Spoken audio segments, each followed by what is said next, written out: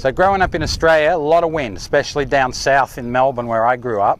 So the elements were always key. If the wind came off the north, hot wind off the desert. If the wind came off the south, we're getting the South Pole. 25 miles an hour was pretty much the norm. So I had to learn how to play shots in the wind. So I learned to sometimes use the wind, sometimes fight the wind. I think the left to right wind is the hardest for a right-handed golfer because generally it's harder to start the ball that way. Most people start it too far to the right and then the ball will obviously drift further. So I had a number of ways of playing a left to right wind.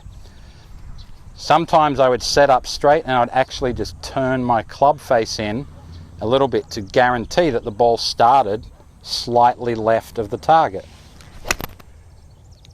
And then I'd just let it drift on the wind. Plus it would also hold up against the wind like that.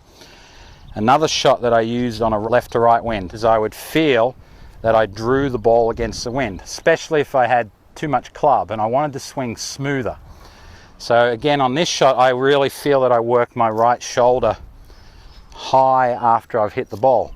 I don't want to try and control my ball with my hands. I want my hands to react to how my body goes. So against the left to right wind here, I'll just rotate my right shoulder a little bit higher and around after I've hit the ball.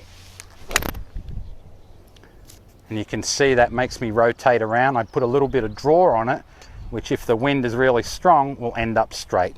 So there's two good ways to practice in a left to right wind. I didn't like it, but I learned to practice in it and learn those shots from working on it.